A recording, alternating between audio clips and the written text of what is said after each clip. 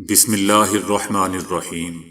السلام علیکم دوستو، دنیا بھر کی خبروں میں آج آپ سنیں گے، لیکن اس سے پہلے اگر ہو سکے تو لائک اور سبسکرائب کا بٹن ضرور دبا لیں۔ شکریہ۔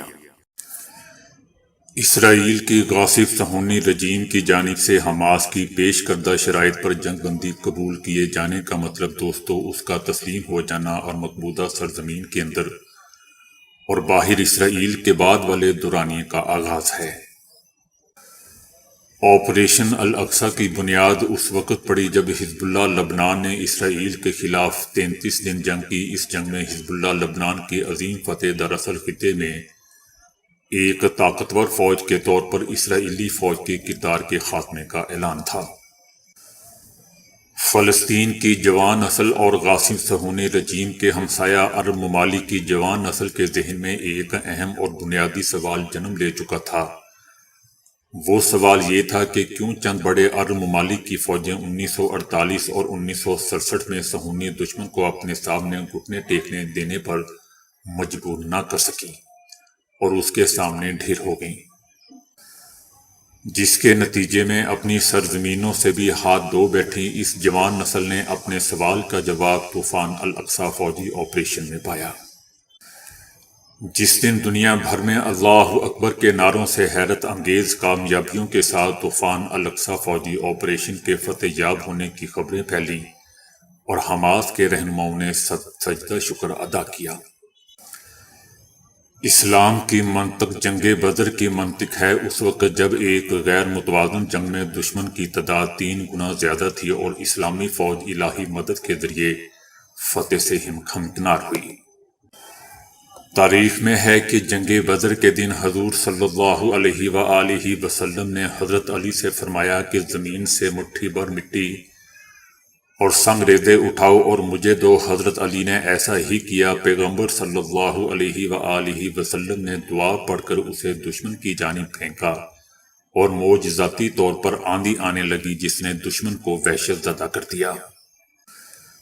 حضور صلی اللہ علیہ وآلہ وسلم نے آسمان کی جانب ہاتھ اٹھا کر دعا کی کہ اے میرے پروردگار، تو نے ہمیں جس فتح کا وعدہ دیا ہے اسے حقیقت بنا دے۔ خدایا، اگر مسلمانوں کا یہ گروہ شہید کر دیا گیا تو زمین سے تیری عبادت کا خاتمہ ہو جائے گا۔ لہذا اللہ نے مسلمانوں کے چھوٹے سے گروہ کو بڑی تعداد میں کفار اور مشرکین پر غلبہ عطا کر دیا۔ دوستو، مجھے پورا یقین ہے کہ طوفان الاقصی فوجی آپریشن کے ماسٹر مائنڈ محمد ضیف نے بھی جب زمین، فضا اور سمندر کے ذریعے القسام بٹالینز کے فوجی آپریشن کی منصوبہ بندی کی تھی تو انہیں اپنے اللہ سے یہی امید تھی کہ وہ جنگ بدر کی طرح ان کی اور ان کے قلیل ساتھیوں کی مدد فرمائے گا۔ دوستو، اللہ نے کئی بار قرآن کریم میں فرمایا ہے کہ آپ سمجھتے ہیں کہ دشمن آپس میں متحد ہیں، لیکن جان لیں کہ ان کے دلوں میں فاصلہ ہے اور وہ انتشار کا شکار ہیں۔ دنیا کی تاریخ میں ایسا کہیں نہیں ملے گا کہ القسام بٹالین جتنی قلیل فوج نے ایک ابتدائی حملے میں سر سے پاؤں تک ایسی مسلح فوج کا 50 دن تک مقابلہ کیا ہو جس کی پشت پناہی نیٹو کے اسلحہ ڈپو کر رہے ہوں اور امریکہ کے۔ غزہ اور مغربی کنارے میں اس غیر متوازن جنگ میں کامیابی حاصل کرنے کے لیے فلسطینیوں نے بہت بڑی قربانی دی ہے۔ 15,000 کے قریب شہید جو اس وقت جنت میں رسول اللہ صلی اللہ علیہ وآلہ وسلم اور اولیاء الہی کے ہمراہ فضل پروردگار سے روزی حاصل کر رہے ہیں۔ یہ دراصل کچھ کھونا نہیں بلکہ کچھ پانا ہے۔ اسلام کی منطق ہے، لیکن عرب سربراہان کے لیے یہ منطق قابل قبول نہیں تھی، جنہوں نے نیشنلزم، سوشلزم اور سلطنت کی منطق کے ذریعے غاصب صہیونی رجیم سے مقابلہ کرنا چاہا اور اسی وجہ سے انہیں شکست کھانا پڑی۔ جنگ ابھی دوستو ختم نہیں ہوئی اور اسرائیل بدستور شمال سے حزب اللہ لبنان اور جنوب سے انصار اللہ یمن اور عراق اور شام میں اسلامی مزاحمتی فورسز کے شکنجے میں جگڑا ہوا ہے۔ صہیونی فوج غزہ میں ایک چپے پر بھی قبضہ نہیں کر پائی اور ذلت امیز انداز میں ایک اسرائیلی قیدی آزاد کروائے بغیر پسماندگی پر مجبور ہوئی۔ سب سے اہم بات یہ کہ حماس کو ختم کرنے میں بالکل ناکام رہی۔ آج حماس دوستو دنیا کی جائز ترین حکومت ہے، کیونکہ گزشتہ 50 دنوں سے دنیا کے 5 براعظموں کے لوگ سڑکوں پر نکل کر اس کی حمایت اور حقانیت پر زور دے رہے ہیں۔ خطے اور دنیا میں اسرائیل کے بعد والا دورانیہ دیکھنے کے قابل ہے۔ مغربی ایشیا میں اسلامی مزاحمت کی طاقت اور اقتدار اپنے عروج پر ہے۔ جنگ بندی کے قیام کے بعد سے اب تک 150 سے زائد شہداء کی باڈیز ملبے کے نیچے سے نکالی جا چکی ہیں۔ دیگر سینکڑوں شہداء کی باڈیز اب بھی ملبے اور گلیوں بالخصوص تل الحوی کے علاقے اور القدس ہاسپٹل کے اطراف میں موجود ہیں۔ دوستو یاد رہے کہ حماس نے فلسطین پر 7 دہائیوں سے زائد عرصے سے جاری ناجائز قبضے غزہ کے تقریباً 2 دہائیوں کے محاصرے اور ہزاروں فلسطینیوں کو قید کے دوران کی جانے والی اذیتوں کے جواب میں طوفان الاقصی کے نام سے آپریشن شروع کیا تھا۔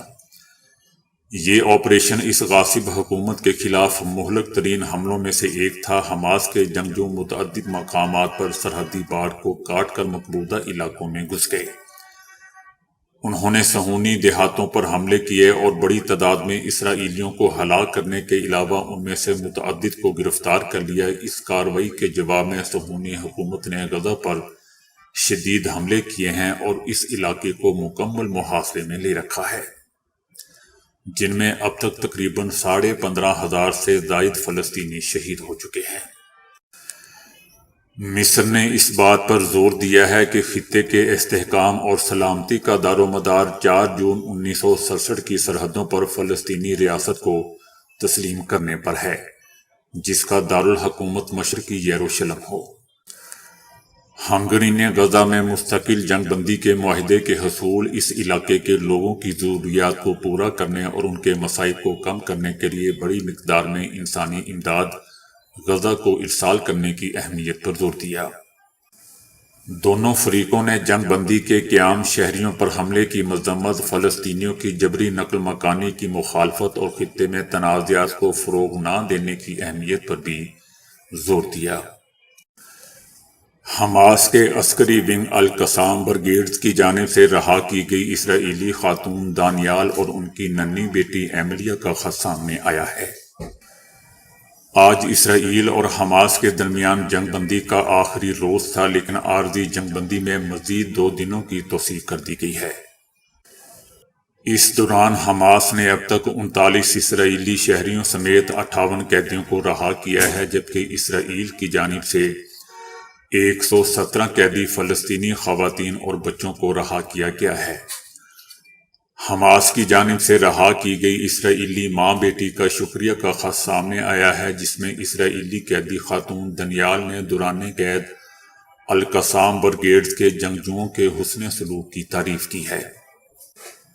خط میں خاتون نے لکھا کہ مجھے لگتا ہے کہ آنے والے دنوں میں ہم ایک دوسرے سے جدا ہو جائیں گے، لیکن میں آپ سب کا دل کی گہرائیوں سے شکریہ ادا کرتی ہوں کہ آپ نے میری بیٹی کے ساتھ حسن سلوک اور محبت کا مظاہرہ کیا۔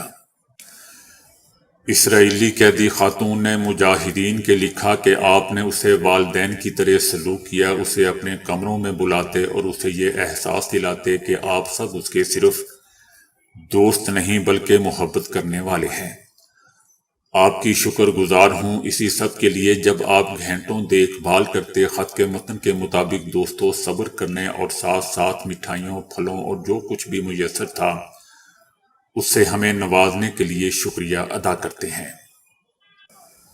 بچے قید میں رہنا پسند نہیں کرتے، لیکن آپ اور دوسرے ملنے والے اچھے لوگوں کا شکریہ۔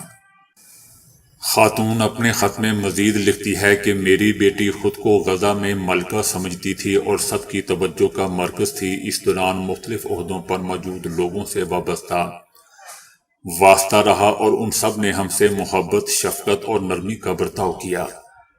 میں ہمیشہ ان کی مشکور رہوں گی کیونکہ ہم یہاں سے کوئی دکھ لے کر نہیں جا رہے۔ اسرائیلی خاتون کے خط کے متن کے مطابق دوستو کہ میں سب کو آپ کے حسن سلوک کا بتاؤں گی جو غزہ میں مشکل حالات اور نقصان کے باوجود ہم سے کیا۔ اسرائیلی خاتون نے خط کے آخر میں مجاہدین اور ان کے اہل خانہ کی صحت اور تندرستی کے لیے بھی دعا کی۔ نیشنل T20 میچ میں فلسطینی پرچم بلے پر بنوانے پر اعظم خان پر جرمانہ عائد کرنے کے خلاف کراچی کے نوجوانوں نے احتجاج کیا اور PCB مینجمنٹ کمیٹی کے سربراہ کو معطل کرنے کا مطالبہ کیا۔ شرکا نے ہاتھوں میں بینرز اٹھا رکھے تھے جن پر ذکا اشرف کی برطرفی کے نعرے درج تھے۔ گزشتہ 3 دنوں کے دوران رہا ہونے والے ان اسرائیلی افراد کو عوامی نظروں سے دور رکھا جا رہا ہے اور انہیں میڈیا سے بات کرنے کی اجازت نہیں ہے، مگر ایک اسرائیلی صحافی نے ان افراد کے رد عمل کے بارے میں بتاتے ہوئے کہا ہے کہ حماس کی جانب سے قیدیوں پر کوئی تشدد یا برا سلوک نہیں کیا گیا، حماس کی جانب سے بلکہ اسرائیلی قیدیوں کا بہت زیادہ خیال رکھا گیا۔ انہوں نے کہا کہ میں نے رہا ہونے والے افراد سے بات کی اور سب نے ایک ہی کہانی دہرائی۔ ان لوگوں کا کہنا تھا کہ حماس کے لوگوں نے ہمارا خیال رکھا، کھانا فراہم کیا اور ادویات مہیا کرنے کی کوشش کی۔ انہوں نے مزید کہا کہ حماس کے اراکین نے یرغمالیوں کو برادری کی طرح اکٹھے رکھا، لیکچرز کا انتظام کیا اور YouTube دیکھنے کا موقع بھی فراہم کیا۔ دوستو، کچھ عرصہ پہلے حماس نے ایک خاتون کو رہا کیا تھا۔ اس خاتون نے ایک پریس کانفرنس میں کہا تھا کہ حماس کے اراکین نے قید کے دوران ان کے ساتھ اچھا سلوک کیا تھا اور اس بات کو یقینی بنایا تھا کہ ڈاکٹر ان کا معائنہ کریں۔ انہوں نے کہا تھا کہ حماس کے اراکین مجھ سے نرمی سے بات کرتے تھے اور ادویات فراہم کر کے انہوں نے اس بات کو یقینی بنایا کہ میں بروقت ادویات کا استعمال کروں۔ ڈاکٹر ہر 3 دن میں ایک بار میرا معائنہ کرتا تھا۔ وہ سب بہت نرم مزاج تھے اور میری تمام خواہشات پوری کرتے تھے۔ پھر انہوں نے مجھے رہا کر کے حیران کر دیا۔ خاتون کے اس بیان پر دوستو انتہا پسند اسرائیلی شہریوں کی جانب سے ان پر شدید تنقید کی گئی تھی۔ چند روز قبل ٹک ٹاک پلیٹ فارم پر گٹار بجاتے ہوئے شمالی غزہ میں ایک اسرائیلی فوجی کے خوشی سے گانا گاتی ہوئی ویڈیو منظر عام آنے کے بعد ایک فلسطینی نوجوان نے حیران کن بیان دیا ہے۔ اس ویڈیو میں اسرائیلی فوجی کو ایک گٹار بجاتے اور گنگناتے دیکھا جا سکتا ہے، مگر دوسری طرف فلسطینی نوجوان نے گٹار کو پہچان لیا۔ انہوں نے سوشل میڈیا پر وائرل ہونے والی اس ویڈیو پر تبصرہ کرتے ہوئے کہا کہ پہلی بار جب میں نے گٹار دیکھا تو میں نے اس میں اپنے گٹار سے بڑی مماثلت دیکھی۔ یہ گٹار ان کے والد نے انہیں انتقال سے قبل دی تھی۔ اس نے اس جگہ اور گٹار کے رنگ اور نشانات کے بارے میں مزید باریک بینی سے چھان بین کرنا شروع کر دی، یہاں تک کہ اسے آخرکار یقین ہو گیا کہ اس کے والد کی اکلوتی نشانی گٹار شمالی غزہ میں واقع ان کے گھر سے ایک اسرائیلی فوجی نے چوری کر لیا تھا۔ فوجی کے اس منظر نے سوشل میڈیا پر بڑے پیمانے پر تنقید کی لہر دوڑا دی، جبکہ فلسطینی نوجوان کے ساتھ ہر ایک نے ہمدردی کا بھی اظہار کیا۔ دوستو، گزشتہ ہفتے نشر ہونے والے ایک گانے نے فلسطینی پٹی میں ہر کسی کو ختم کرنے کا مطالبہ کیا گیا تھا۔ اس گانے کو اسرائیلی براڈ کاسٹنگ کارپوریشن نے براہ راست نشر کیا تھا، تاہم اس پر تنقید کے بعد اسے ڈیلیٹ کر دیا گیا تھا۔ غزہ کی پٹی میں اعلان کردہ مختصر جنگ بندی کے باوجود مغربی کنارے میں اسرائیلی چھاپے اور فلسطینیوں کی بڑے پیمانے پر گرفتاریوں کا سلسلہ بدستور جاری ہے۔ اسرائیلی حکومت نے غزہ میں یرغمالیوں کے بدلے میں چند درجن فلسطینیوں کو رہا کیا ہے، مگر دوسری طرف اسرائیلی فوج نے غرب اردن سے حالیہ چند دنوں میں سینکڑوں فلسطینیوں کو حراست میں لیا ہے۔ مغربی کنارے میں اسرائیلی فوج کی جانب سے شروع کی گئی گرفتاری مہم کی تعداد 3200 سے زیادہ فلسطینیوں کو حراست میں لیا گیا ہے۔ ان میں سے زیادہ تر نوجوان کو ان کے گھروں سے یا اسرائیلی چوکیوں سے اٹھایا گیا۔ حالیہ عرصے میں شدید تنقید کا نشانہ بننے والے امریکی ارب پتی ایلان مسک نے اسرائیل کا دورہ کیا اور اسرائیلی وزیر اعظم نیتن یاہو سے ملاقات کی۔ ایلان مسک پر یہودی دشمنی کے الزامات لگائے جا رہے تھے، تاہم پیر کو اچانک مسک نے اسرائیل کی حمایت کا اعلان کر دیا۔ ایلان مسک نے حماس کی جانب سے کیے گئے اچانک حملے کے بعد اسرائیل کی کارروائی کی حمایت کا اظہار کیا۔ ایلون مسک نے کہا کہ چیلنجوں میں سے ایک چیلنج اس پروپیگنڈے کو روکنا بھی ہے جو لوگوں کو قتل میں ملوث ہونے پر آمادہ کرتا ہے۔ اسرائیلی وزیر اعظم نیتن یاہو کو ایک لائیو آن لائن چیٹ میں یہ کہتے ہوئے سنا گیا کہ حماس کو ختم کرنا ضروری ہے۔ ایلون مسک نے کہا کہ اس کے سوا کوئی راستہ نہیں، میں بھی اس میں آپ کی مدد کرنا چاہوں گا۔ نیتن یاہو نے 18 ستمبر کو کیلیفورنیا میں ایلون مسک سے ملاقات کی تھی اور ان پر زور دیا تھا کہ وہ ایکس پر یہود مخالف مواد اور اظہار رائے کی آزادی کے تحفظ کے درمیان توازن قائم کریں۔ برطانیہ میں ایک خاتون کے بال اچانک بہت زیادہ گرنے لگے۔ وہ چیک اپ کرانے گئی تو ڈاکٹر نے ایسی وجہ بتائی کہ سن کر پیروں تلے سے زمین نکل گئی۔ 45 سالہ اے بی ریڈ نامی خاتون کو چیک اپ کے بعد ڈاکٹر نے بتایا کہ اسے کورونا لاحق ہو چکا ہے اور اسی کی وجہ سے اس کے بال اس قدر گرنا شروع ہو گئے ہیں۔ ایبی کا کہنا تھا کہ میری 2 بیٹیوں کو کھانسی، تھکاوٹ اور سانس میں دشواری جیسی علامات تھی، تاہم مجھ میں کورونا کی کوئی علامت ظاہر نہیں ہوئی۔ میں سمجھ رہی تھی کہ میں کورونا سے بچ گئی ہوں، لیکن میں نہیں جانتی تھی کہ یہ میرے جسم میں بھی داخل ہو چکا ہے۔ دوستو، یاد رہے کہ گزشتہ دنوں چینی سائنسدانوں نے ووہان شہر میں کورونا کے سینکڑوں مریضوں پر کی گئی ایک تحقیق کے رزلٹ میں یہ انکشاف کیا ہے کہ بالوں کا گرنا بھی کورونا کے ایک طویل مدتی سائیڈ ایفیکٹ کے طور پر سامنے آیا ہے۔ اس تحقیق میں شامل 1/4 لوگ ایسے تھے جنہیں کورونا سے صحت مند ہوئے 6 ماہ تک کا عرصہ گزر چکا تھا اور ان کے بال اب تک جھڑ رہے تھے۔ آپ جب بھی پیزا آرڈر کرتے ہیں، ڈبے میں پیزے کے درمیان پلاسٹک کی ایک چیز رکھی ہوتی ہے جس کے متعلق عام خیال یہ پایا جاتا ہے کہ یہ ڈبے کے ڈھکن کو پیزے کے ساتھ مس ہونے سے بچانے کے لیے ہوتی ہے۔